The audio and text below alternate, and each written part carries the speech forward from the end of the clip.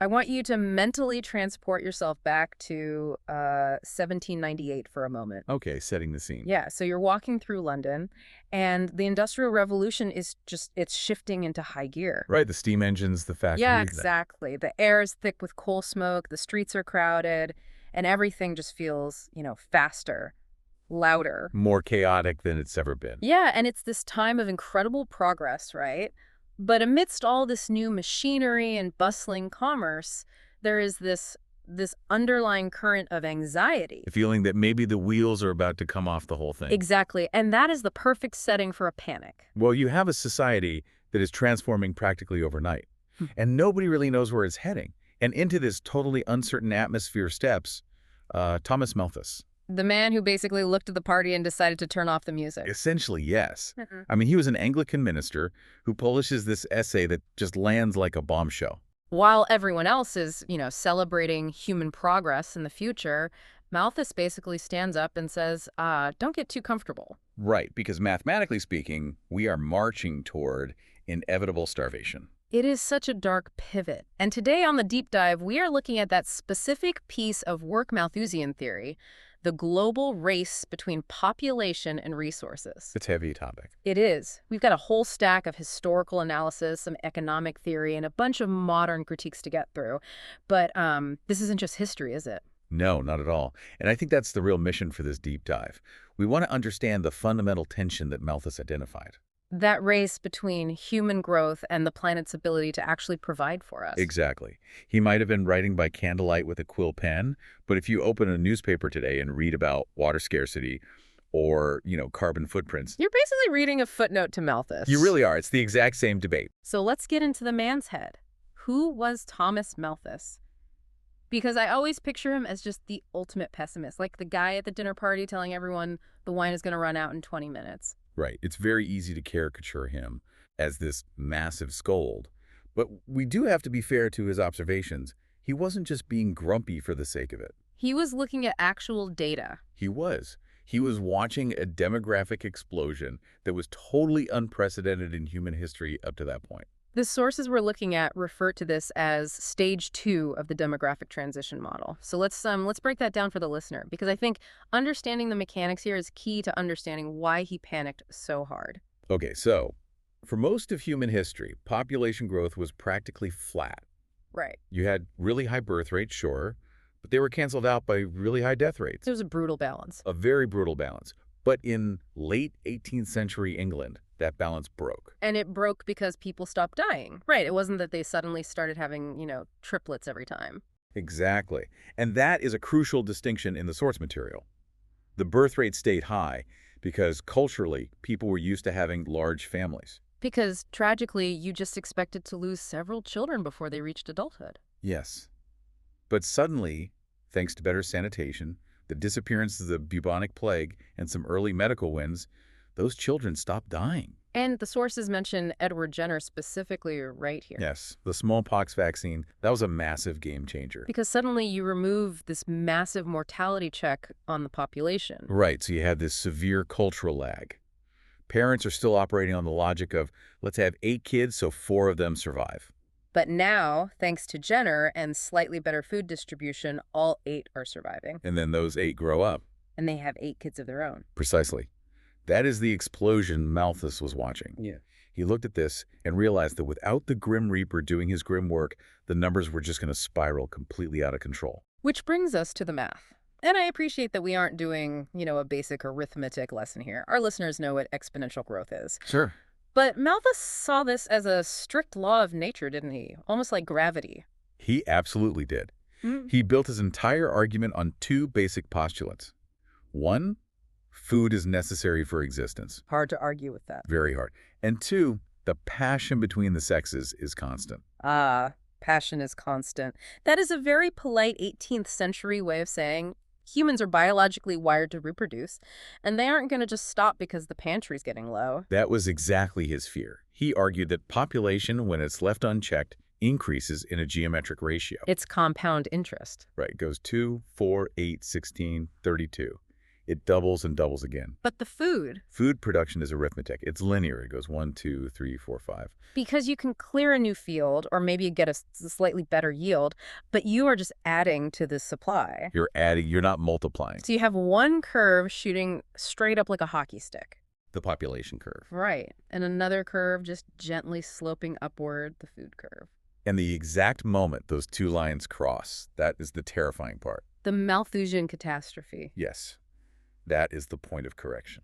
And, correction is such a sterile word for what he was actually describing in the text. He wasn't talking about a stock market correction. He was talking about a return to what he called misery and vice. That was his exact phrase. He truly believed that once the population hit the absolute carrying capacity of the land, nature would force it back down. And it wouldn't be pretty. It would be a hard reset. A very painful reset, Ew. which is where we get into the checks. I found this part of the reading so fascinating because it feels like he's describing a biological ecosystem. Like, I don't know, deer overpopulating an island rather than human society. He really was looking at humans as just another species bound by ecological limits. So he categorized these checks into preventative and positive. Right. And we should clarify, positive here is a massive misnomer if you're thinking in terms of something being good. Right, it doesn't mean cheerful. No, in 18th century terminology, it just meant active or factual, something that affirmatively happens to you. So let's start with the preventive checks. These are the choices we make, theoretically, to lower the birth rate. Right. And this was very much Malthus the minister talking. He advocated for moral restraint. Delaying marriage. Yes. Staying celibate until you could actually afford to support a family. He thought if people could just control their impulses, we could flatten the curve voluntarily. But, and correct me if I'm wrong, he didn't seem to have much faith in that actually working, did he? Very, very little. He thought the biological drive was simply too strong for the average person to resist long term. So he assumed the preventive checks would basically fail. Which leaves us with the positive checks. The Grim Reaper methods, the things that raise the death rate. Exactly. Famine, disease, war, plagues. Malthus saw these not just as human tragedies, but as entirely necessary mechanisms. Like pressure valves. Right. If there are too many people for the food supply, they will inevitably fight over resources. And that's war. Yes. And if they are malnourished and crowded into slums, disease sweeps through. And that's the plague. He viewed all these horrors as nature's ruthless way of balancing the ledger. And this leads us to the part of the source material that I honestly found the hardest to read. It's the policy implication of all this math. It's very grim. Because Malthus wasn't just observing society, he was advising the government. And his advice on the poor laws, which was the welfare system of the time, was just shocking. It is genuinely shocking to modern ears. Absolutely. Yeah. Malthus argued forcefully against providing any relief to the poor. Which seems wildly contradictory for a man of the cloth, doesn't it? Like, blessed are the poor, right? But he's sitting there saying, no, do not feed them. We really have to follow his logic to understand it, even if we find it incredibly cold today. He believed that the poor laws were actually cruel in the long run. Because they encouraged the poor to have children they couldn't naturally support. Exactly. In his mind, if you give a starving family a loaf of bread today, they survive. And then they have 2 more children. Right. And now you have 5 starving people tomorrow instead of 3. So he thought charity was just inflating the bubble, making the inevitable crash so much worse. That's it. He thought he was being deeply rational. He argued that the kindest thing to do, purely mathematically speaking, was to let the natural checks work. Just let people starve. Rather than artificially propping up a population that the Earth simply could not sustain. It's this ruthless utilitarian calculus. It really highlights the danger of taking a theoretical model and applying it blindly to human beings. You can justify some truly horrific things if you trust your math more than your humanity. And that is the ultimate cautionary tale of Malthus. Yeah. He was so intensely convinced by his geometric versus arithmetic ratios that he lost sight of the variables he couldn't measure. Which is the perfect transition to the really big question here. Right. Why are we still here? I mean, Malthus predicted this horrific collapse was imminent in the 1800s. He saw a world of roughly 1 billion people and thought, we're full. The signs all pointed to it. But today, we're past 8 billion. We are better fed, we're living longer, we're even taller than the people in Malthus's London. So the apocalypse was canceled. Or at least postponed indefinitely. Did he just forget to carry the one? Like, where did his formula actually break down? Well, the sources point out that he failed to predict two massive things.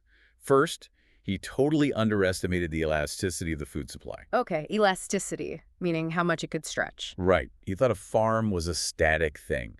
An acre yields X bushels of wheat, and that's it, forever. He didn't see the Industrial Revolution moving from the factory floor out into the farm field. Exactly. We're talking about massive technological leaps. The sources list things like mechanization. But it's way more than just inventing tractors, isn't it? Oh, it's fundamentally changing the actual chemistry of agriculture. Malthus could never have foreseen something like the Haber-Bosch process, for example. Yeah. Right, pulling nitrogen out of the thin air. Yes. We learned how to synthesize nitrogen and turn it into artificial fertilizer. That single innovation, just that one, is estimated to be responsible for feeding about half the world's population today. That's just incredible. We literally engineered our way right out of the arithmetic trap. We made the food supply grow geometrically, too. We did, and it wasn't just growing it was moving it. The logistics. Yes. Malthus lived in a world of very strict local limitations. If the wheat harvest failed in Sussex, people in Sussex starved.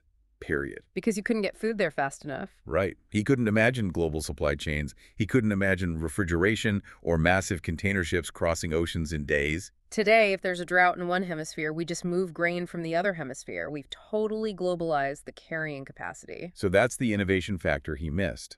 But he also missed something massive on the human side, didn't he? Yeah, the demographic transition didn't just stop at stage 2. This is the grand irony of his whole theory. Malthus assumed that if people had enough food, they would always have more kids. Because passion is constant. Exactly. But look at the modern world. Modern demographic data shows the exact opposite. As countries develop, as societies get richer. As women get educated and enter the workforce. Yes, and as urbanization happens, birth rates just plummet. It's the exact opposite of what he modeled. Prosperity actually turned out to be the best contraceptive. Exactly. We didn't need misery and vice to check the population growth. We did it with development and human choice. You look at Japan, South Korea, most of Europe today, they are actually worrying about population collapse, not an explosion. Malthus never in a million years saw that coming. No. So purely on the historical predictions, Malthus definitely gets a failing grade. And here's where the deep dive gets really nuanced. His underlying idea didn't die with him. In fact, it has this massive sequel. Enter Esther Boserup. If Malthus is the prophet of doom, Boserup is the absolute champion of human ingenuity. She looked at the exact same data in the mid-20th century and totally flipped Malthus on his head. I love her perspective in the readings. She basically argues that Malthus had the cause and effect completely backwards. Yes. Malthus said population growth destroys resources. Boserup said no, population growth creates resources. It's that old saying, necessity is the mother of invention. That's the absolute core of her theory. She argued that humans are inherently efficient. Or, lazy, depending on how you look at it. Right, we don't do hard work if we don't have to. Exactly. We don't innovate if we don't have a reason. If there's plenty of food, we just keep using the old, easy methods. But when the population pressure builds up, when things get tight and we get genuinely scared of running out of food. That's when we invent the plow. That's when we invent complex irrigation systems. That's when we invent GMOs. So the crisis isn't the end of the story. It's the catalyst for the next chapter.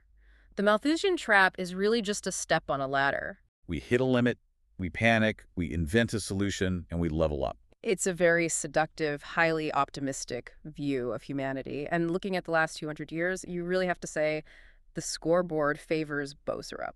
It does. Yeah. We have consistently invented our way out of perceived shortages. The Green Revolution is the perfect example of this, isn't it? It's classic Boserup. In the mid-20th century, pundits were predicting mass starvation in India and across Asia. The population was booming, food was scarce. Right. And then Norman Borlaug and his team developed these high-yield, disease-resistant dwarf wheat varieties. And it saved literally 1 billion lives. 1 billion lives. We hit the wall, and science built a door right through it. However, as much as I want to, we can't just declare victory and go home. No, we can't. Because the Malthusian ghosts are back. The source material spends a lot of time on the neo-Malthusian. The return of the pessimists. Or, as they would definitely argue, the realists. True. In the mid-20th century, you had figures like Paul Ehrlich writing things like the population bomb bringing all this anxiety back to the surface. But wait, didn't we just establish that the food quantity problem is basically solved? What are they so worried about now? Well, they pivoted. The argument shifted. It went from we will run out of food to we will ruin the planet while producing the food. Oh, so it's not about the quantity of the dinner, it's about the kitchen catching fire while we cook it. That is a great way to put it. Yeah. Exactly. The neo-Malthusians argue that while technology like the Haber-Bosch process allowed us to cheat the food limit temporarily, it came with a massive, massive cost. They're looking at the environmental degradation. Right. Nitrogen runoff, creating massive dead zones in the ocean. Terrifying levels of carbon emissions. Soil depletion. Hmm. The dramatic loss of global biodiversity. So they would look at Boesrup's ladder and say, yeah, you're climbing, but the ladder is incredibly wobbly. And we're just kicking the can down the road, making the eventual crash even bigger and more destructive. That is the core fear. Malthus worried about carrying capacity just in terms of bushels of wheat. But neo-Malthusians worry about carrying capacity in terms of the atmosphere's ability to absorb CO2, or the ecosystem's ability to handle all our plastic and waste. They argue that there are hard biological and chemical limits that no amount of clever engineering can just bypass forever. Right. You can't out-innovate physics. It creates this really incredible tension in how we view the future today. It's the exact same debate, just upgraded. It is. On one side, you have the Boesrupian techno-optimists. The people who look at climate change and say, hey, we'll fix it. We'll invent carbon capture at scale. We'll figure out fusion energy. We'll all eat lab-grown meat. The pressure of the crisis will force the innovation. And on the other side, you have the neo-Malthusians. Who say you cannot negotiate with the laws of thermodynamics. We need to shrink our footprint, consume less, and actually acknowledge that the party has to end eventually. It's just funny, isn't it? Thomas Malthus was an 18th century minister complaining about grain limits.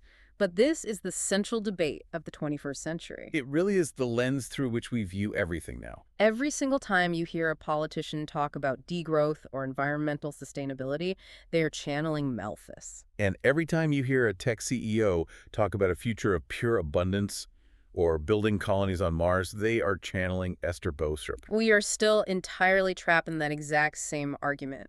Are limits real hard walls, or are they just, challenges waiting to be solved? And what's so compelling is that we really don't know who is ultimately right yet. We've dodged the Malthusian bullet for over 2 centuries. But dodging it for 200 years doesn't mathematically guarantee we dodge it forever. Past performance is no guarantee of future results, as they say. Right. Just because we solved the nitrogen problem with a brilliant invention doesn't mean we will automatically invent our way out of the carbon problem in time. Stakes are much higher now. They really are. But, and here's where I want to leave our listeners today as we wrap up this deep dive, let's look at that Boesrup idea one more time. Okay. The idea that pressure creates diamonds. The fear is fuel concept. Exactly. If Boesrup is right about human nature, then the anxiety we feel, the climate anxiety, the resource panic, the very doom and gloom that Malthus preached, that might actually be the most important ingredient in our survival. That is a very provocative thought. You're suggesting that if we weren't genuinely scared of a Malthusian collapse, we wouldn't bother doing the incredibly hard work required to avoid it. Maybe. Maybe we actually need the looming threat of the apocalypse just to get off the couch and invent the solution. If everything was fine and comfortable, we'd just stagnate. Right. We need the dark shadow of Malthus to drive the inventive spirit of Boesrup. So the panic isn't a sign of the end of the world. It's the engine of the next beginning. Exactly. I like that perspective. It does put a massive amount of pressure on us to actually deliver the innovation, though. We can't just panic and stop there. It certainly does. But hey, humans work best under a tight deadline, right? History suggests we do. We've unpacked the terrifying math of doom, the sheer cruelty of the natural checks, the absolute miracle of synthetic nitrogen, and the ongoing battle for the future of the planet's carrying capacity. Not bad for a deep dive into an 18th century essay. Not bad at all. It's a stark reminder that these old philosophical essays fundamentally shape the physical world we live in today. Absolutely. The debate is far from over. It is. Thanks for exploring the collapse and hopefully the survival with us. Always a pleasure. Keep thinking.